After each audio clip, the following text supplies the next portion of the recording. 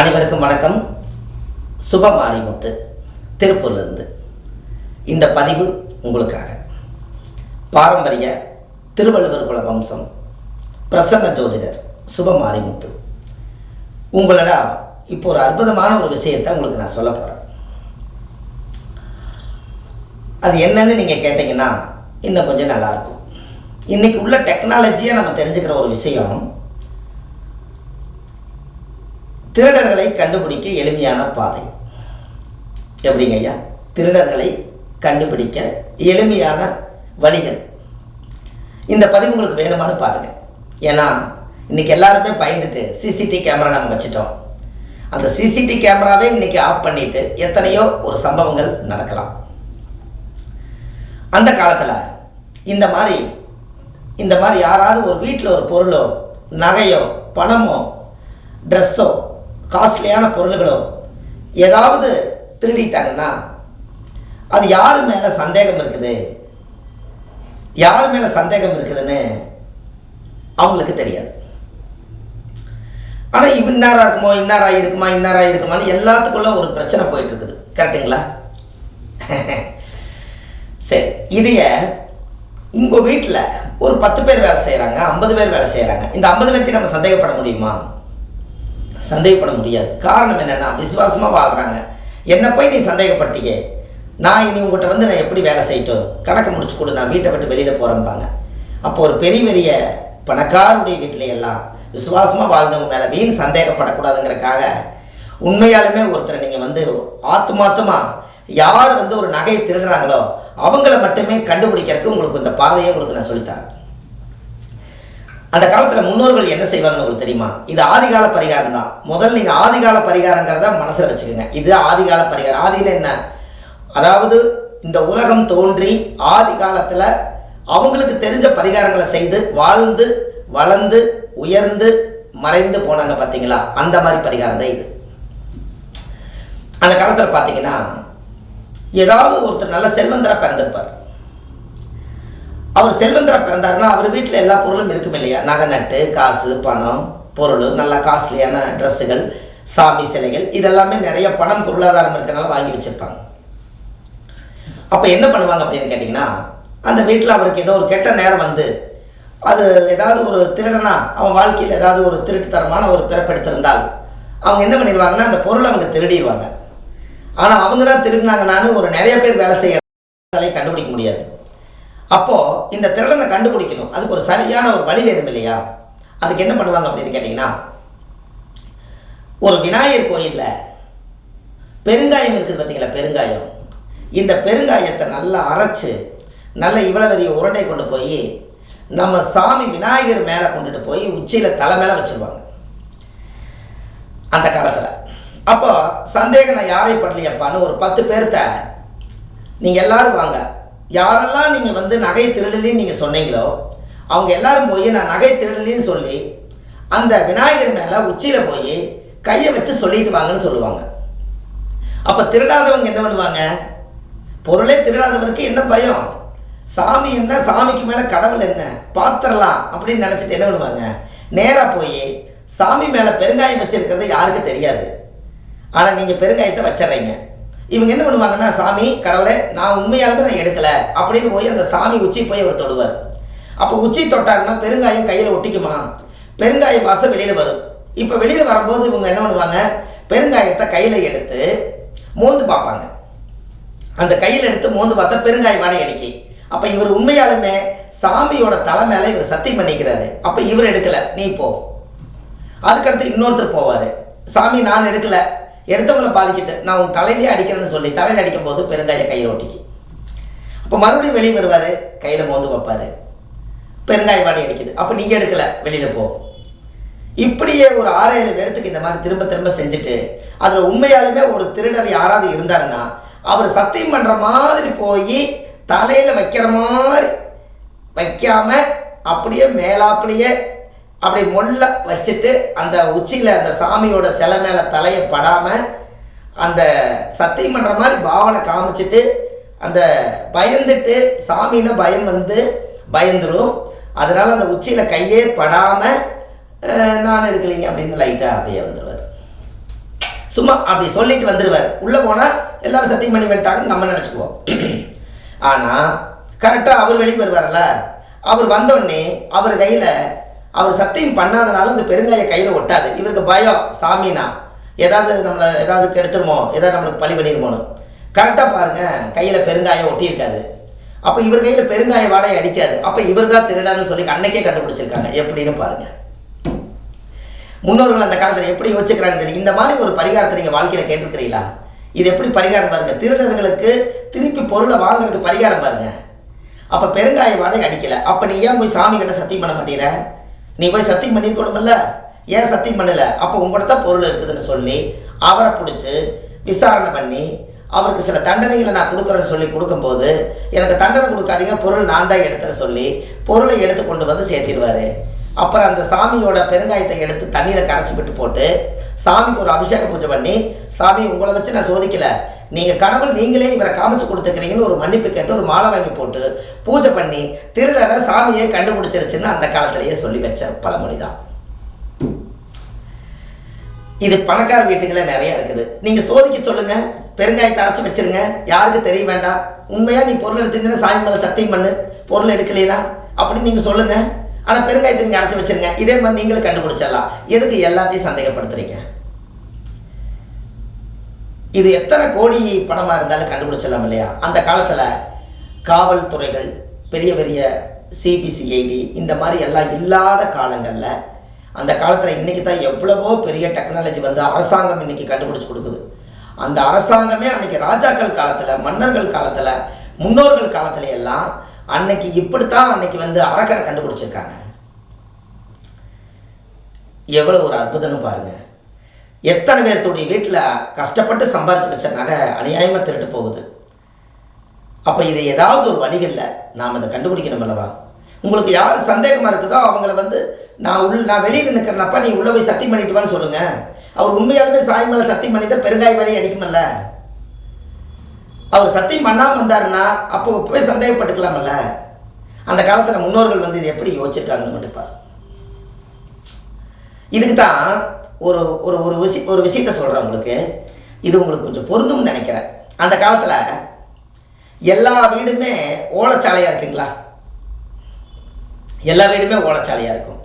அது வந்து இந்த பிரமிடு மாதிரி குடிசை போட்டு கட்டி மூங்கில் பூராமே, மூங்கில் வந்து அந்த காலத்தில் ஒரு ராஜமூலிகை, அந்த மூங்கிலில் தான் அங்கே அந்த மாதிரி ஒரு நல்ல விஷயத்தை வச்சுருப்பாங்க. மூங்கில் தான் வச்சுருப்பாங்க. மூங்கிலாக இருக்கும் உள்ள. இதில் வவ்வாலெல்லாம் போய் தங்கிட்டு வந்துட்டு போயிட்டுருக்கும். அப்படித்தான் அவங்க வந்து வீடு கட்டியிருப்பாங்க. அவங்க என்ன பண்ணுவாங்கன்னா, அந்த நகையெல்லாம் கொஞ்சம் தான் சேர்த்து வைப்பாங்க. இவ்வளோ சேர்த்துனாலே 10-20 பவுன் ஆயிடும். இந்த நகையை வந்து திருடன் வந்து வீட்டுக்குள்ளே வருவான். வீட்டுக்குள்ளே தானே திருடன் என்ன பண்ணுவார்? திருடுறவங்க என்ன பண்ணுவாங்க? வீட்டுக்குள்ளே வருவாங்க. வந்து பீருவா, அண்டா, குண்டா இது மாதிரி இருக்கிற இடத்துல தேடி பார்த்துட்டு என்ன பொருளுக்கு தான் திருடிட்டு போயிடுவாங்கன்ட்டு அந்த காலத்திலே பாருங்கள். அந்த மூங்கிலில் கனவு ஒரு ஜானுக்கு இருக்க ஓட்டை இருக்கும். அந்த ஓட்டையில் இருக்கக்கூடிய அந்த கனவை உடைச்சிட்டு வீட்டுக்கு வாசலில் அந்த மூங்கில் இருக்கும். கூரைச்சாலையில் எல்லாம் கீத்தா இருக்கும். அதில் ஒரு மூங்கிலில் கொண்டு போய் அடையாளமாக 1 2 3 4 5 6 6வது மூங்கிலில் கொண்டுட்டு போய் நல்லா நீட்டாக அந்த நகையை கொண்டு போய் பத்திரமா ஒரு துணியில் சுருட்டி அந்த மூங்கிலுக்குள்ளே உள்ளே வச்சு அடைச்சி சாமி கோயிலில் போய் சாமி கிட்ட இருக்கக்கூடிய பால் பூஜையெல்லாம் அபிஷேகம் பண்ணி அந்த தாறு மாதிரி இருக்கும்.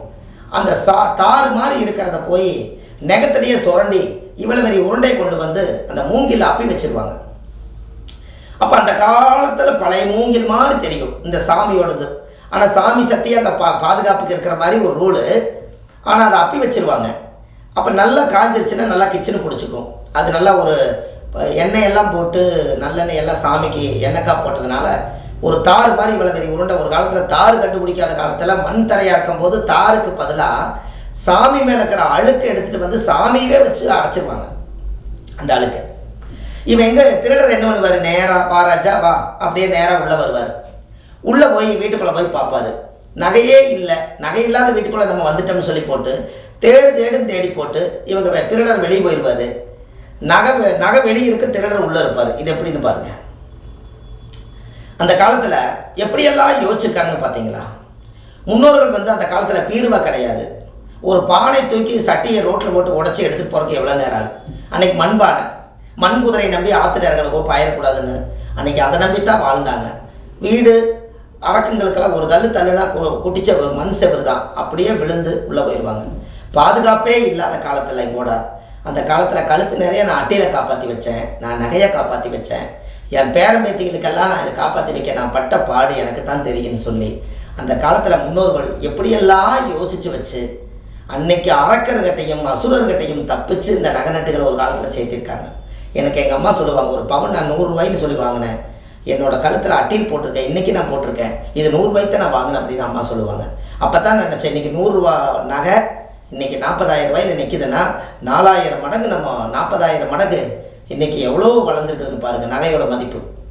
அந்த காலத்தில் 100 ரூபாய்ங்கிறது இன்றைக்கி 40,000 ரூபாய் நகையை தான் இன்றைக்கி காப்பாற்றி வச்சுக்கிறாங்க ஒரு பவுன். அப்போ அந்த காலத்தில் நகையெல்லாம் சேர்த்து வச்சா பொன் பொருள் ஆடை ஆபரணம் அரசாங்க சலுகைகள் அனைத்தும் கிடைப்பதற்கு முதல் நம்மளுடைய சூதானம் ரொம்ப தேவைன்னு சொல்லி அந்த காலத்தில் எங்கே போனாலும் ஒரு பஸ்ஸில் ஏறி பிடிச்சாலும் கெட்டியாக பிடிச்சி உட்காந்துக்கோ, சூதானமாக போயிட்டு வா, பார்த்து பத்திரமா இறங்கு, பத்திரமா போ, அந்த காலம் சொல்லி சொல்லி வளர்த்துனாங்க.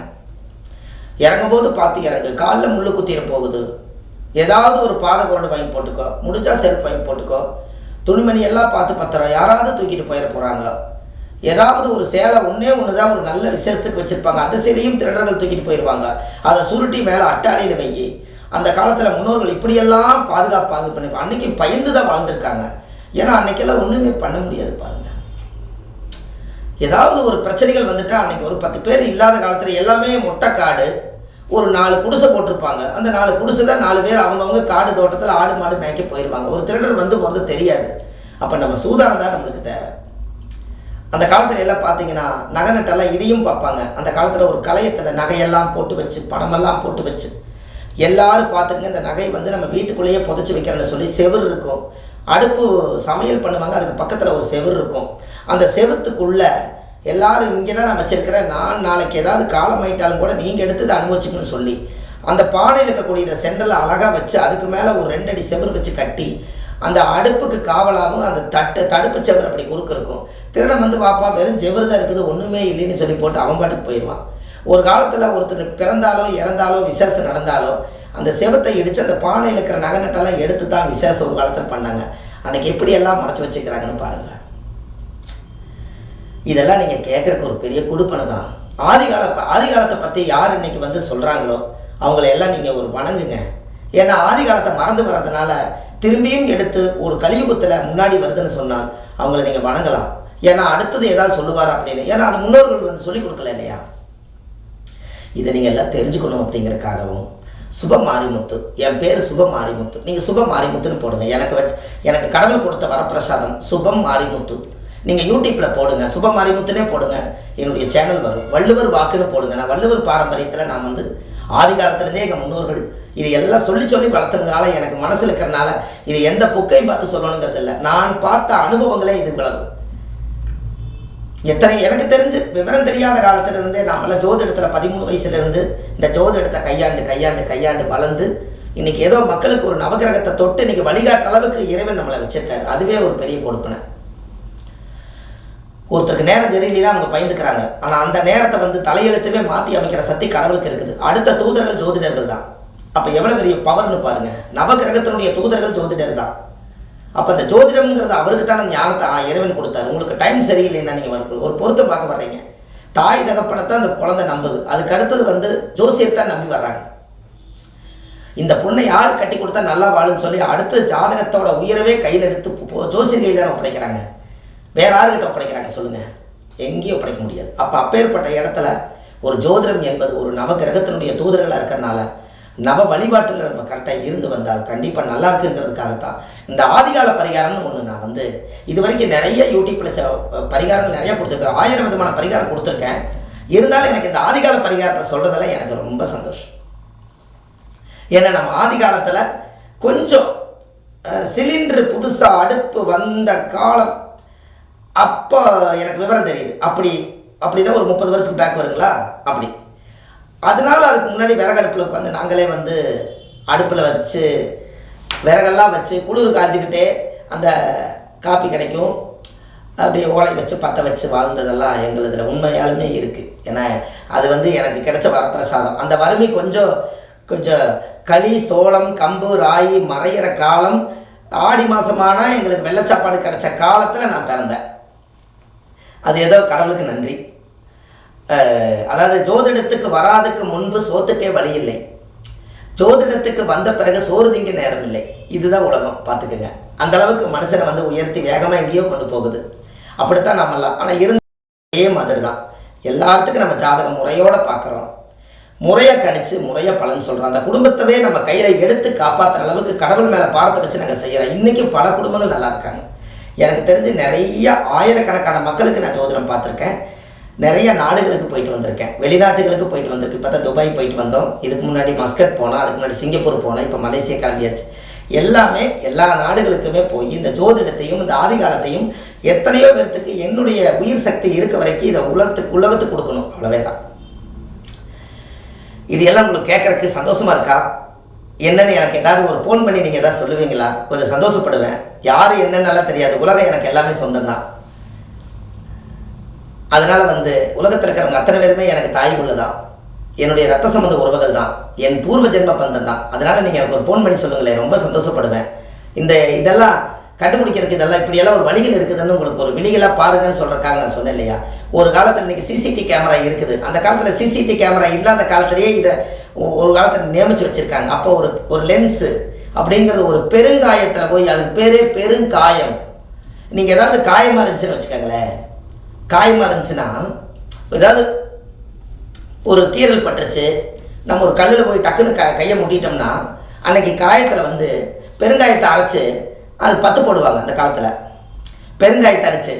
அதனால் அந்த பெருங்காயத்தை அரைச்சி போட்டால் பெருங்காயம் ஆகாதாம்மா, பெருங்காயம் ஆகாதான். பெரும் காயம் பெரிய காயம் ஆகாதுங்கிறதுக்காகத்தான் அதை பெருங்காயம்னு வச்சுருக்காங்க. காலப்போக்கில் அது பெருங்காயம். எப்படி காக்கா பிடிச்சன்னு பேர் வந்து கால் கை பிடிச்சாவது வாழ்க்கையில் முன்னுக்கு வாழ சொன்ன வார்த்தை கால் கை, காக்கை, அப்புறம் காக்கா, அப்புறம் பிடிச்சேன்னு வந்துச்சு இல்லையா? அதுபோல் பழமொழி சுருக்கினதுனால யாருக்கு தெரியுது? அதனால் பெருங்காயம், அதனால் பெருங்காயத்தை போட்டு அரைச்சா பெருங்காயம் ஆகாதான். அதனால தான் பெருங்காயத்தை வந்து நீங்கள் சோப்பில் வச்சுக்கோங்க, காயமாக வீட்டுக்கு வந்து சேருவீங்க. ரசத்துக்கு நீங்கள் பெருங்காயம் போடுறாங்களா இல்லையா? என்ன மனம், அப்படி ஜம்முன்னு மணக்குது. ரசம் அருமையான ரசம், அம்பாள் ரசம் மாட்டேங்குது அப்படிங்கிறமல்ல.